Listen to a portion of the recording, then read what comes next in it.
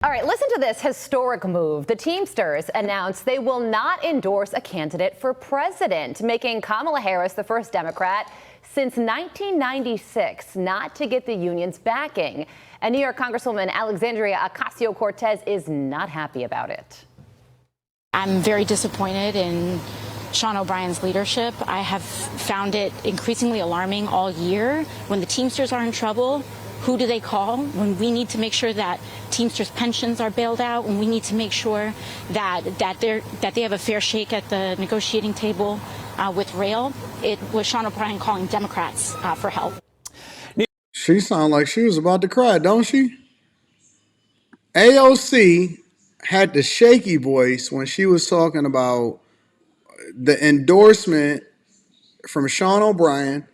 And I know that different unions have different sex, and I mean sex, like not SEX, but SECT. They have different sex. So you have this state probably is going to swing one way. This state is going, the leadership is going to say they're going with another way. Because Teamsters and the UAW and all of these different unions tend to kind of align with and follow each other.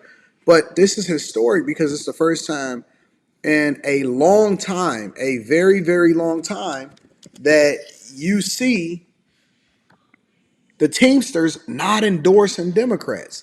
Now, I believe that they actually want to say that we are endorsing Trump. In order to stay politically correct, they still saying, well, we're not endorsing anybody. But polling across the board, because I've been doing some deep dives on this, and we're going to go into it on the Millionaire Morning Show in the morning.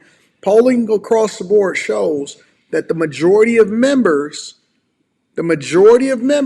support and is rolling with Trump. Let's dig into it. New York Congresswoman Claudia Tenney joins us now. Congresswoman, isn't it really the other way around? When Democrats need to win elections, they call up the Teamsters, who then ultimately cater to what the union bosses want, instead of catering, one, to the rank and file, but two, most importantly, to the American people.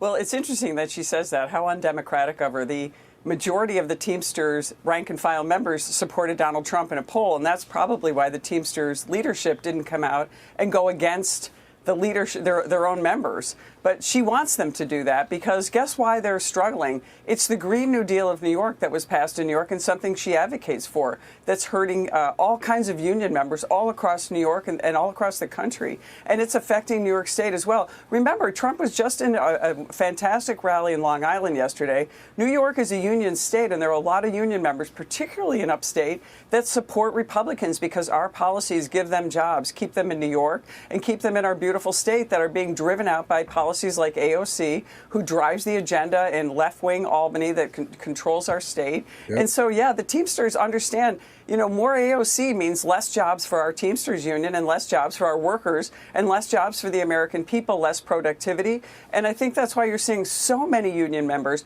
won't say anything, but they're actually going to come out and support Republicans, and they're going to support President Trump in upstate New York. I work with unions every day in my job in upstate New York. Police, fire, the linemen. We always forget about the heroic efforts of the linemen who are out there every day making sure that we have energy. Yep. Our hospitals are running. Our schools are running. Our businesses, all those things they do. They're brave people that are in unions. So she doesn't get it. She's just all about politics and against democracy, actually. Yeah, Congresswoman.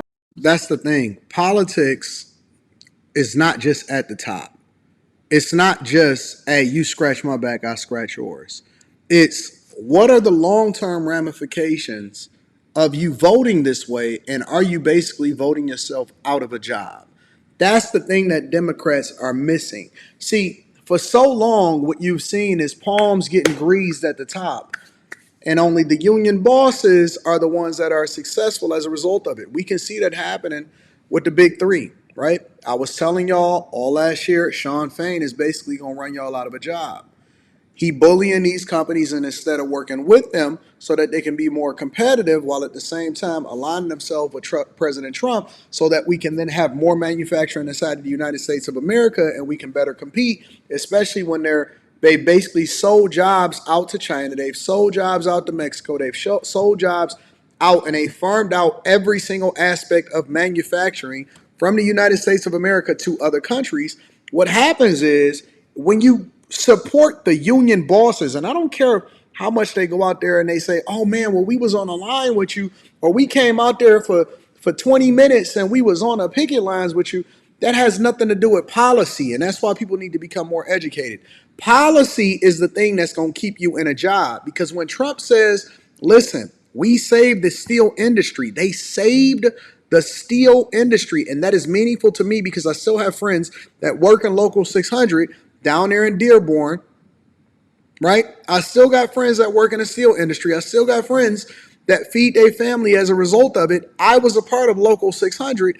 It means a lot to me because I understand what the politics and how the policy is going to influence whether or not these companies can come in and dump cheap steel in the United States of America and all across the world in order to basically be in a state-sponsored or country-sponsored program that then is subsidizing putting you out of business so that they can then operate like an Amazon in whatever respective industry or respective field that you're in.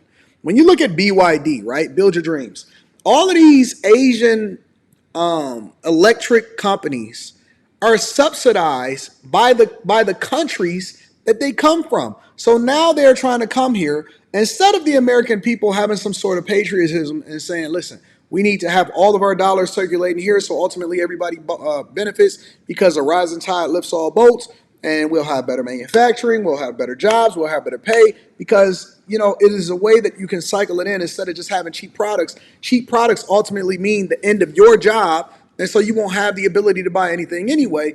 Instead of us supporting the idea, okay, well, listen, he going to put 100% tariff on those companies, which would then basically prop up our own companies and incentivize manufacturers to build jobs inside the United States of America, which ultimately benefit all of the unions and the workers that'll take those jobs.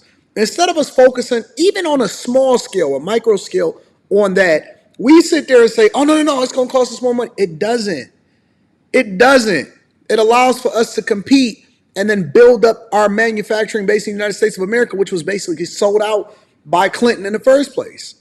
And so you see AOC complaining because for them it's politics as usual, it's business as usual. They expect it. They've had that endorsement for so long that they expect it, but the people are waking up and we're not giving the people enough credit to actually recognize who is the best person for this country. And I'm glad you brought up the rally in New York. It was huge, and there were people even outside the venue space watching him speak on big screen TVs. And his message to try and encourage people to vote for him is, with the crime, with the immigration, with the economy, what the heck do you have to lose? Vote for me. So what did you think about that message and his chances of winning the state?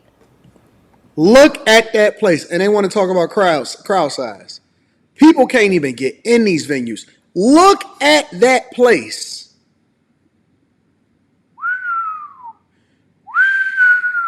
I'm telling you, it's a wave of red that's coming this November, baby. We're not leaving it to chance this time. Well, it's going to be a tough climb to win New York State. New York City, you have to win a certain percentage, and then you've got to win upstate New York, which he'll win. But, you know, Lee Zeldin came really close, did a fantastic campaign. I don't want to count it out, but it's a tough climb for him. But look, I think President Trump was really on his game last night. He came back to the humorous, unifying President Trump. He's talking about things that everybody's experiencing from bad policies caused by the left, particularly in New York State. The crime, I just mentioned the energy problem, people having high inflation, high gas costs, high grocery costs. All those things are affecting us. And Trump is saying, why not try me? I'm going to give you an opportunity to keep your job, to stay in New York, the home that you love. I'm one of those people that's still fighting the battle in New York State. So many have left, the highest out-migration of any country, of any state in the entire nation. Over 1 million people, I think it's 1.5 million people or even more, have left New York. So I think Trump had a great message. I don't know if it's his little warm-up on the Gutfeld show. I'm addicted to Gutfeld. I love him. Perfect setting for President Trump, because Trump is one of those fun people. When you get to know him, it's hard not to like him. I was able to join President Trump for golf a few years ago. And I'm a golfer, and I'll tell you, it is a lot of fun with him. He's, there's the banter back and forth. He's really humorous. He's really fun. He's competitive in a great way. All of that is starting to shine with President Trump. And look he's under so much stress. Lawsuits being brought against him unfairly. He's been shot at and two attempted assassination attempts. What a leader! What a courageous guy! I'm just so proud of the way he's been coming out lately and being himself, being honest, as he always is, but humorous. And his sense of humor is what people need to know. He is a warm guy. He's a humorous guy. Look, he called my son, who's a Marine, the day before he got deployed to the Middle East, and we'll never forget that in my family. Yeah. He was wonderful to him. He's got this wonderful side to him. I just want to make sure we keep seeing that as we go into the campaign, and he'll get more votes. He'll unify America. Yeah. Wave of red, baby. We can see through all of that fakeness over there with Kamala Harris. I love y'all. I appreciate y'all. I'm curious as to what y'all think. Make sure y'all tap into the Patreon. Link is in the description. Also, get your tickets. The discount code Anton. I'm pulling up to Atlanta. And then we go on Detroit right after that. Live show. Let's rant about it, me and my friends. We might do a Patreon meetup afterwards. Come and kick it with me. Let me know what y'all think inside of the comments. I love y'all. I appreciate y'all. I'm going to see y'all on a Millionaire Morning Show. Peace.